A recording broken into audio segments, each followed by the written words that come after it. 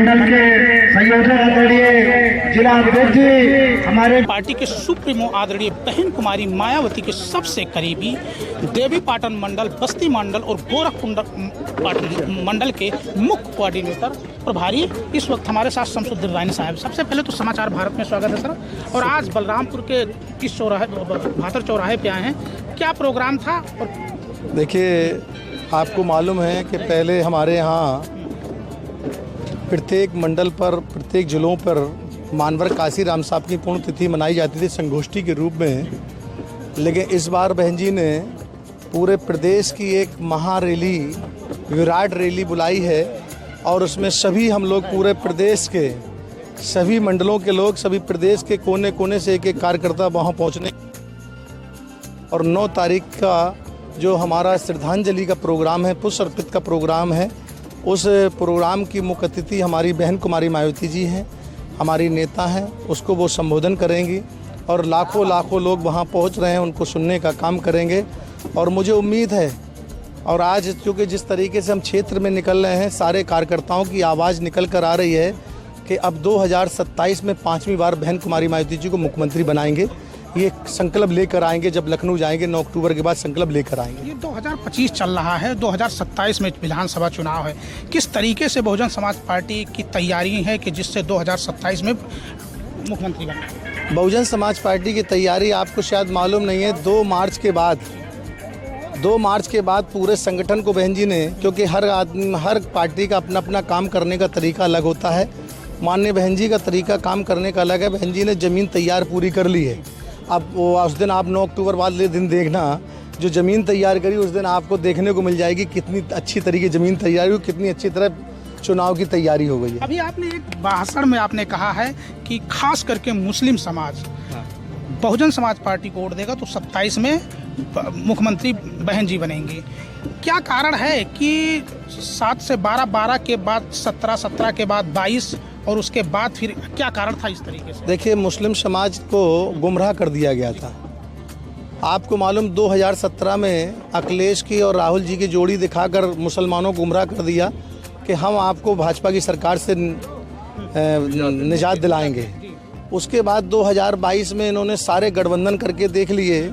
Samajwadi party ने, मुसलमानों ने पूरे तरीके से, मैं समझता कि 90 नहीं 97% वोट एक तरफा वोट देने का काम किया।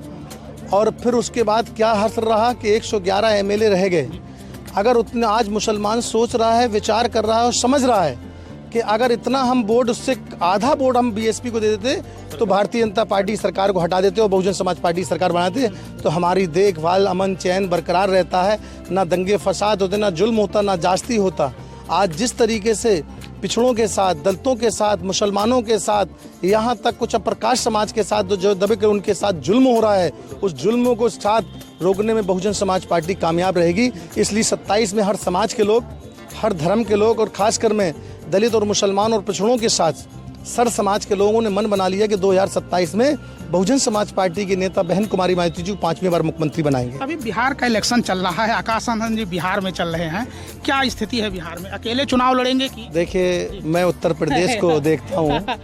हमारी राष्ट्रीय नेता हैं हमारी बहन जी, इस चीज़ का उनसे ही ठीक रहता है, हम लोग कुछ उसमें कहना मुनासिब नहीं। 9 तारीख को उस दिन जब आप आएंगे तो बहन जी पूरे देश को संबोधित करेंगी पूरे देश को। तो जो ये समाजवादी पार्टी का PDA है, पिछड़ा दलित अल्पसंख्यक को लेकर के, मुसलमानों को और दलितों को, पिछड़ों को लेकर के कह रही है कि हम 27 में सरकार बनाएंगे, PDA का असली फार्मूला क्या है? उनका PDA का फार्मूला बहन जी ने बहुत पहले कहा था, परिवार डेवलपमेंट अथॉरिटी। जब बहन जी ने बहुत पहले नाम दे दिया था परिवार डेवलपमेंट अथॉरिटी है, तो आप समझदार हैं।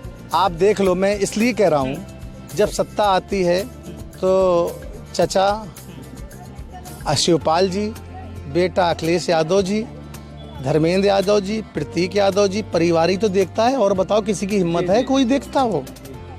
आप बताओ, आप तो खुद इस देश को देखते हैं कि जब उनकी सरकार आती है तो पूरा परिवार ही हावी हो जाता है और कोई दूसरा, जब पिछड़ा नहीं दिखता, दलित नहीं दिखता, अप्रकाश दिखता, परिवार दिखता है। और आज भी परिवार देख लीजिए आप, अगर देख लो तो परिवार के सिवा और कोई दिखेगा भी नहीं। बहुजन समाज पार्टी में सबसे दिग्गज और कद्दावर नेता आप हैं मुस्लिम समाज के, क्या कहना चाहते हैं मुस्लिम समाज से 2027 में? मैं मुस्लिम समाज के साथ साथ सर समाज से अपील करता हूँ, क्योंकि मैं संगठन को देखता हूँ। मैं मुस्लिम, खासकर मुस्लिम समाज के लोगों से अपील करता हूँ, सर समाज के लोगों से अपील करता हूँ कि उत्तर प्रदेश जैसे देश के सबसे बड़े प्रदेश में आज सर समाज को ज़रूरत है बहुजन समाज पार्टी की। और बहन जी ने हमेशा अपनी सरकार में लाइन ऑर्डर मेंटेन करके रखा है। लाइन ऑर्डर मेंटेन रहा, विकास की नदियाँ बहें। आपको ये मालूम होना चाहिए कि जब बहन जी की सरकार रहती है, शिक्षा हो, स्वास्थ्य हो, सुरक्षा हो, ऊर्जा हो, और यहाँ तक पूरे तरीके से सुरक्षा की तो हम 100% गारंटी देते हैं। आज सुरक्षित नहीं है कोई भी इंसान। आज देखिए क्या ज़रूरत पड़ रही है, इतने देख रहे में काउंटर हो रहे हैं किस तरीके से। इसका मतलब सरकार का इकबाल बुलंद नहीं है। अरे बहन जी की सरकार में कोई काउंटर होता था?